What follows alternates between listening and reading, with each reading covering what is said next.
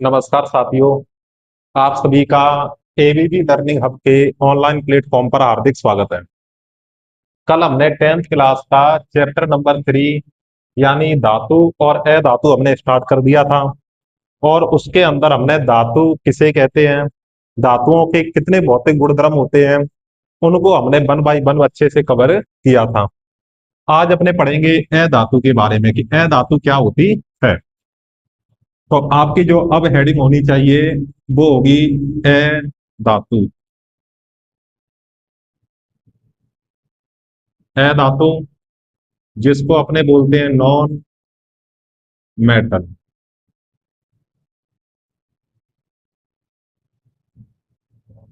इसके अंदर क्या है कि वे तत्व जो इलेक्ट्रॉन को ग्रहण कर ऋणायन बनाते हैं अधातु कहलाते हैं। तो अधातु की परिभाषा क्या होगी? जो धातु थे वो अपने धनायन बनाते हैं, और जो अधातु है वो क्या बनाएंगे? ऋणायन बनाएंगे। तो वे तत्व जो इलेक्ट्रॉन को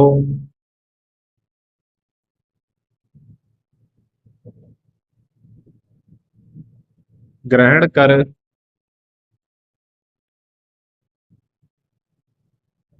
ऋण आयन बनाते हैं, ऋणायन बनाते हैं,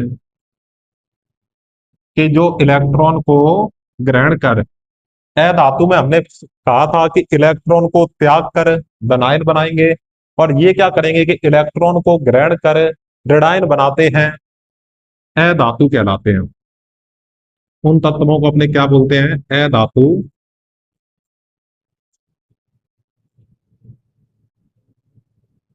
कहलाते हैं। जैसे अपने उदाहरण स्वरूप बात करें, ऑक्सीजन।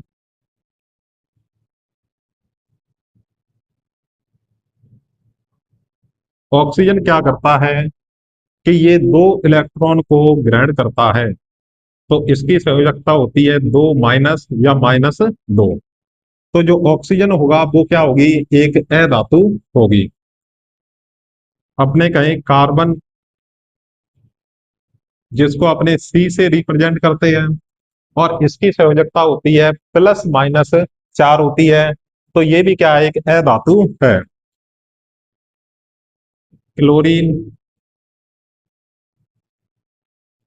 यानी Cl-1 होती है। ब्रोमीन Br, क्लोरीन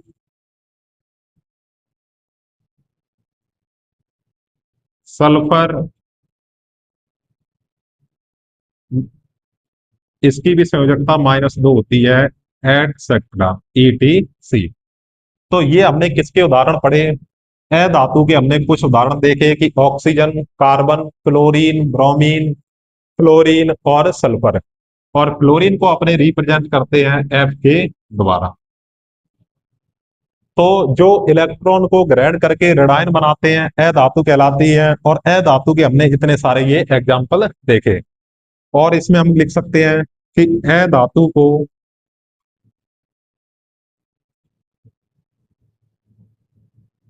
आवर्त सारणी में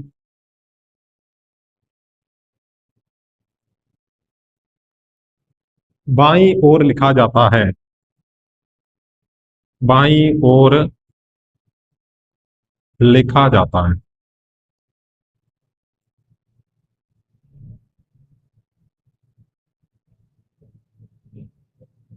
अब अपने जैसे हमने धातु के भौतिक गुणधर्म पढ़े थे, उसी प्रकार से अपने अधातु के भी भौतिक गुणधर्म पढ़ेंगे कि अधातु क्या होते हैं, उनके गुण क्या होते हैं।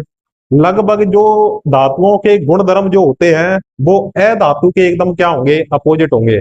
जो धातुओं के गुणधर्म को अगर उल्टा कर दिया जाए तो वो किसके गुणधर्म बन जाएंगे? अधातु के गुणधर्म बनेंगे। तो अपने अब लिखते हैं अधातु के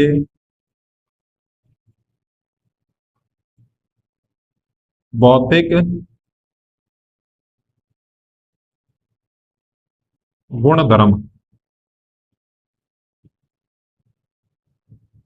पहला हमने लिखा था कि धातु कठोर होती है, तो इसमें क्या हो जाएगा कि अधातु कठोर नहीं होती। अधातु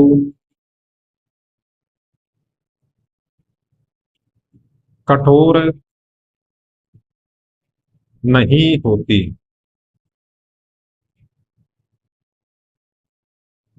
अतः ये भंगुर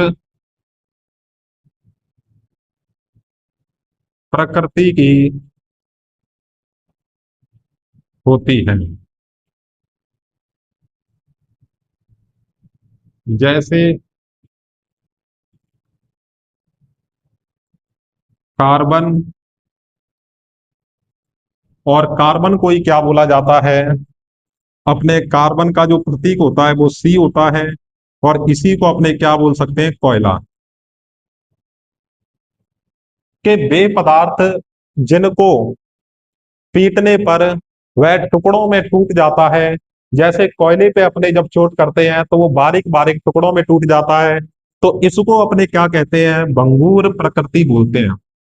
कि वे पदार्थ जिन्हें तोड़ने पर वह टुकड़ों में विभाजित हो जाते हैं, तो वो क्या कहलाती है, प्रकृति को भंगुर प्रकृति बोलते हैं।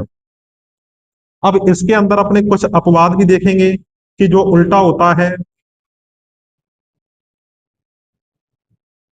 कि कार्बन का अपर रूप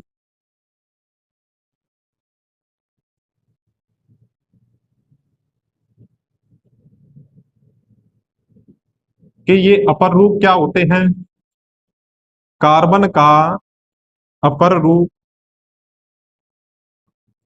ऐसे ठीक रहेगा ना, कार्बन का अपर रूप, और अपर रूप किसे कहते हैं, कि जिनके भौतिक गुणधर्म तो क्या हो, अलग अलग हो, और रासायनिक गुणधर्म क्या हो, समान। कि वे पदार्थ जिनके, इसको हम आने वाले आगे वाले चैप्टर में पढ़ेंगे भी, भौतिक गुणधर्म,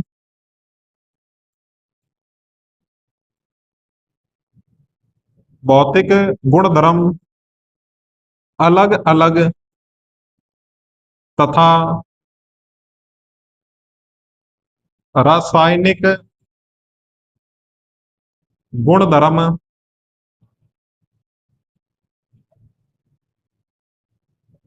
समान होते हैं, उनको अपने क्या बोला जाता है, अपर रूप कहा जाता है। कि जिनके भौतिक गुणधर्म अलग अलग और रासायनिक गुणधर्म क्या होते हैं, समान होते हैं, उन्हें अपने क्या बोलते हैं, अपर रूप कहते हैं। कि कार्बन का अपर रूप, और कौन सा अपर रूप, हीरा, और इसको अपने क्या बोलते हैं, डायमंड। कि कार्बन का अपर रूप हीरा, जैसे डायमंड, प्रकृति में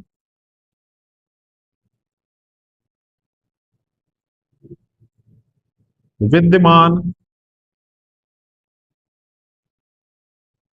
सबसे कठोर पदार्थ है, सबसे कठोर पदार्थ है।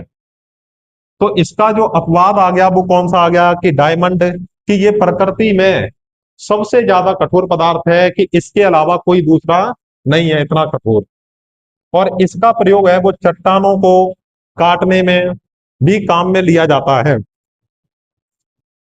तो इसके क्या है कि अपने बारीक ब्लेड बनाए जाते हैं, जिससे अपने कांच को भी काट सकते हैं, चट्टानों को भी काट सकते हैं, इतना ये कठोर पदार्थ होता है। तो अगर आपसे ये पूछा जाए कि उस तत्व का नाम बताइए या उस पदार्थ का नाम बताइए जो अधातु है लेकिन प्रकृति में सबसे कठोर होती है, कि उस अधातु का नाम बताइए जो प्रकृति में सबसे कठोर होती है, तो आप क्या बताओगे, हीरा होता है। इसके अंदर जो दूसरा अपवाद है वो अपने देखते हैं, कि ब्रोमीन अधातु कमरे के ताप पर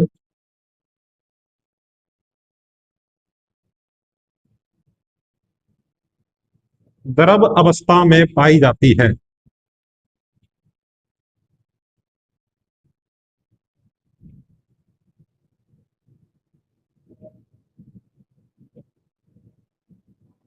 जितनी भी अधातु हैं या तो कठोर होंगी या भंगुर प्रकृति की होंगी, लेकिन अपने जो ब्रोमीन अधातु होती है, ब्रोमीन, वो कमरे के ताप पर द्रव अवस्था में पाई जाती है। अगर आपसे क्वेश्चन ऐसे आए कि उस धातु का नाम बताइए जो कमरे के ताप पर द्रव अवस्था में पाई जाती है, तो आपका क्या आंसर होगा? पारा या मरकरी। जब धातु पूछेगा तो हम बताएंगे पारा या मरकरी, और जब उसने हमसे अधातु पूछा तो हम क्या बताएंगे? ब्रोमीन।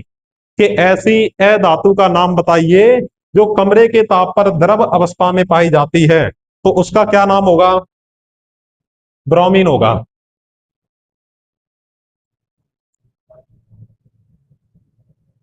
इसके बाद में जो अगला पॉइंट है इसका 2 नंबर, वो लिखो आप कि अधातु चमकदार नहीं होती। चमकदार नहीं होंगी,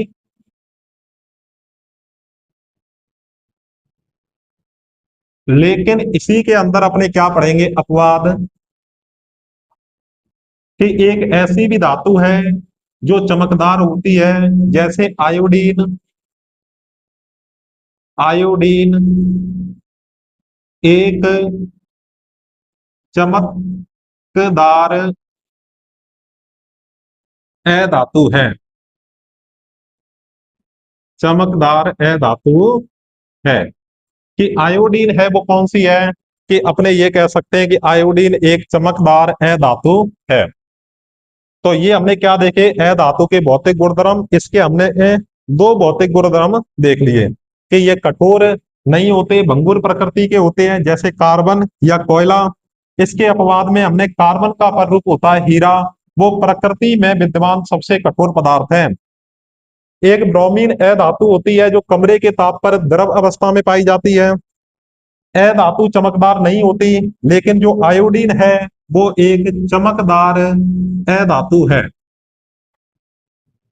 इसमें आप वीडियो रोककर इसको लिख सकते हैं या इसका स्क्रीनशॉट आप ले सकते हैं।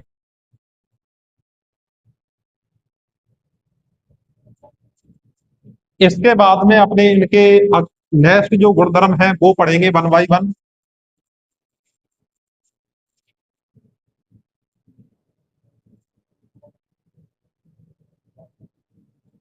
3 नंबर होगा अधातु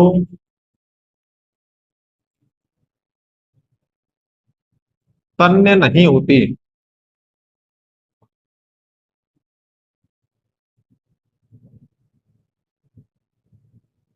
4 नंबर अधातु तन्य नहीं होती। मतलब तन्य का मतलब क्या है? कि अधातु की अपने तार नहीं बना सकते। जैसे कोयला है, कोयले को अगर अपने बारीक करना चाहें तो वो छोटे छोटे पदार्थ, छोटे छोटे टुकड़ों में टूट जाएगा, लेकिन उसकी तार नहीं बना सकते। इसी प्रकार से जो अधातु है वो अघात वर्धनीय नहीं होती। अघात वर्धनी का मतलब क्या है? कि जिसको पीट कर पतली चादर बनाई जा सकती है उसे अघात वर्धनी कहते हैं। तो अधातु अघात वर्धनीय नहीं होती। इसके बाद अगला लिखो 5 नंबर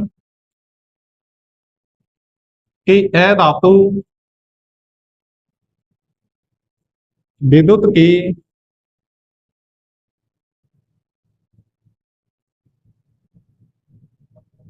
कुचालक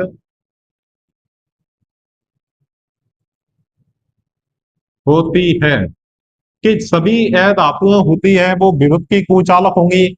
कि सुचालक में क्या होगा? कि उसमें धारा का प्रवाह है आसानी से हो सकता है, लेकिन जो कुचालक पदार्थ होते हैं उनमें धारा का प्रवाह आसानी से नहीं हो सकता।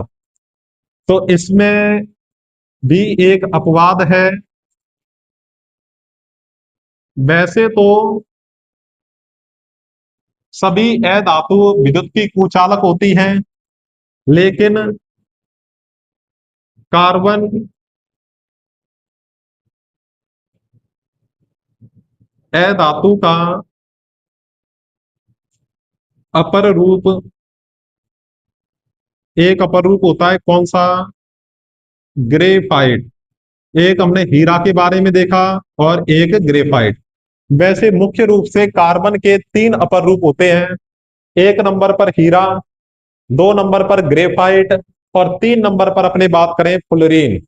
तो हीरा, ग्रेफाइट और फ्लोरीन ये अपने तीन अपर रूप होते हैं। तो कार्बन अधातु का अपर रूप ग्रेफाइट विद्युत का सुचालक होता है।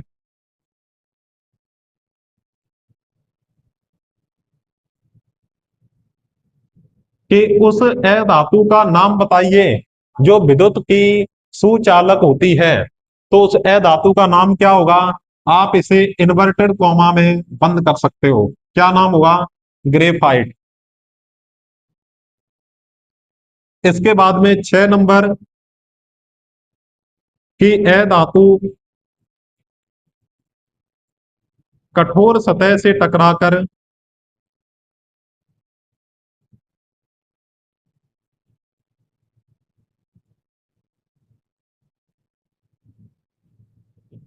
आवाज उत्पन्न नहीं करती। कि जो अधातु होती है वो कठोर सतह से टकराकर आवाज उत्पन्न नहीं करती।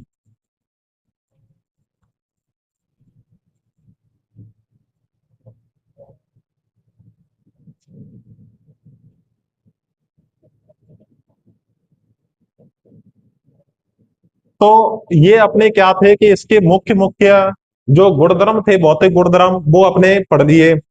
इसके अलावा जितने भी जो अधातुओं के गुणधर्म होंगे उसके के जो अपने धातुओं के गुणधर्म होते हैं उसके ठीक विपरीत किसके गुणधर्म होते हैं? अधातुओं के।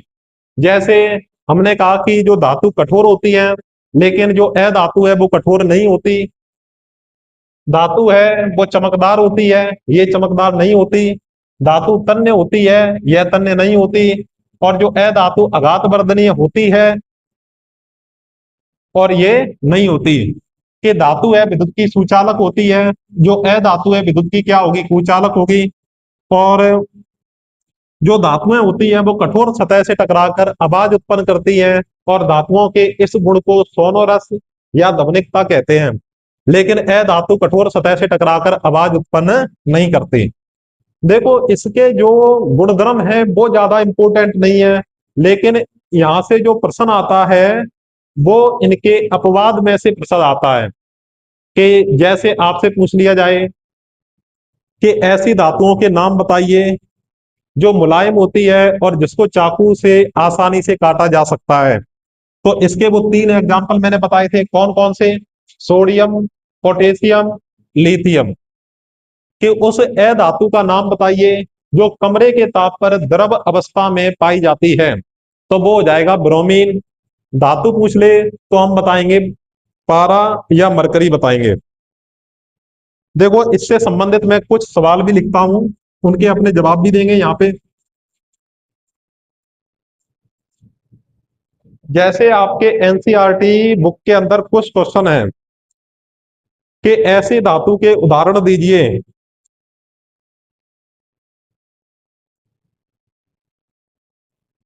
आपको धातु के उदाहरण देने हैं।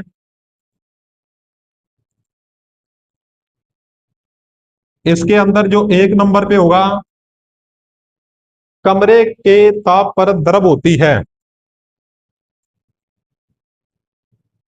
कमरे के ताप पर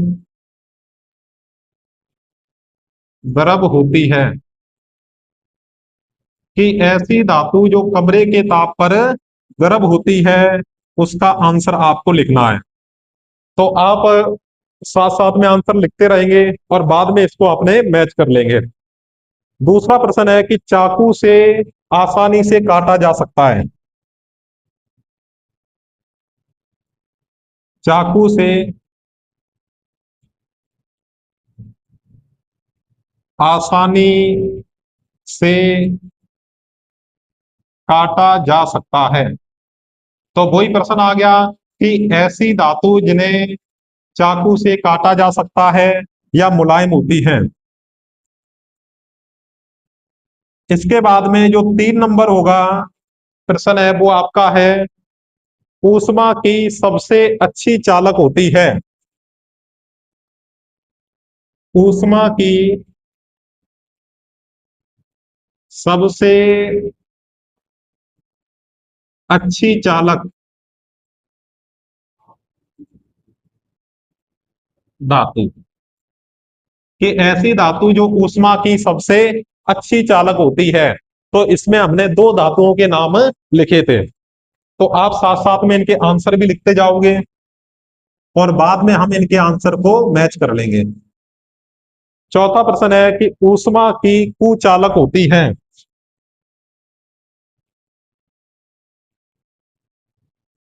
ऊष्मा की कुचालक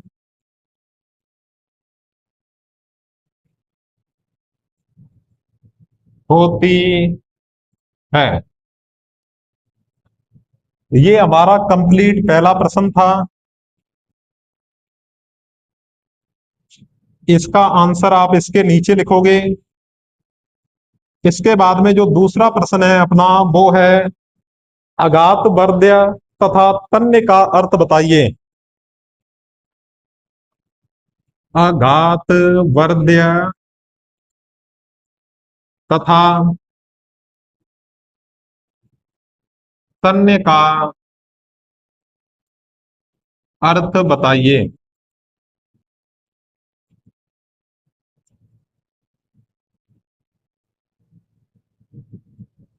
अघात वर्ध्य तथा तन्य का अर्थ बताइए। तो इसमें सबसे पहले जो परिभाषा आपको लिखनी है वो लिखनी है अघात वर्ध्य, और जो दूसरी परिभाषा अपने लिखेंगे वो होगी तन्य की।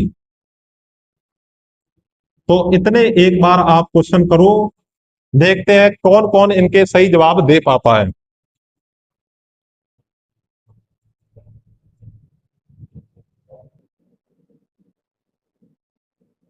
तो आप सभी ने इनके आंसर लिख लिए होंगे। जैसे धातुओं के बारे में पहला प्रश्न है कि कमरे के ताप पर द्रव अवस्था में पाई जाती है। क्या पूछा इसने? धातु। तो धातु के अंदर क्या होगा? मरकरी या पारा। जिन बच्चों ने इसका आंसर मरकरी या पारा लिखा है वो एकदम सही है। कि ऐसी धातु जिनको चाकू से आसानी से काटा जा सकता है तो वो होगी सोडियम,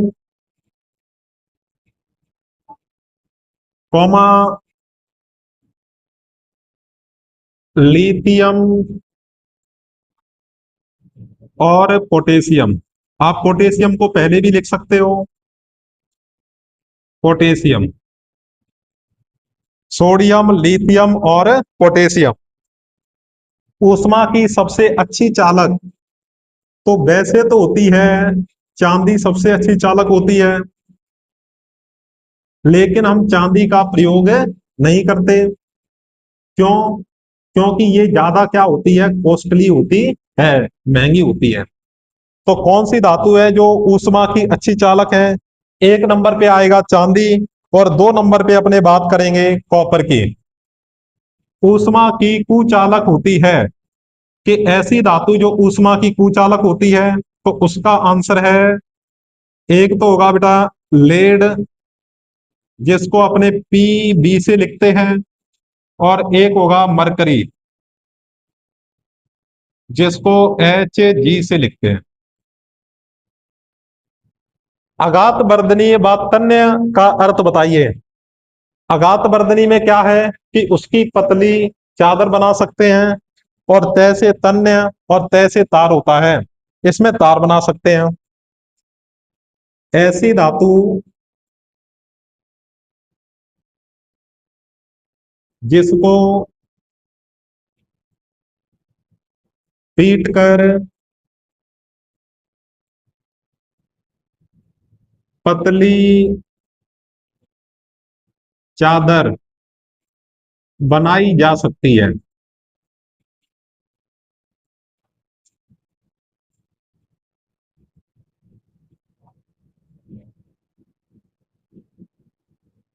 ऐसी धातु को अगात वर्ध कहते हैं। ऐसी धातुओं को अगात वर्ध कहते हैं।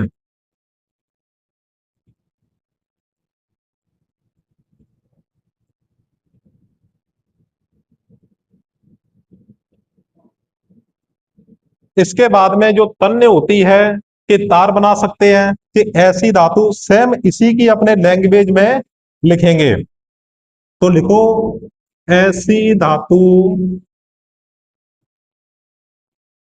जिसको पीट कर पतली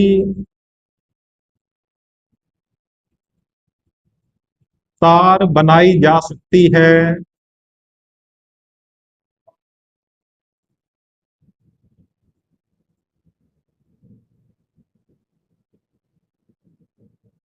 ऐसी धातु को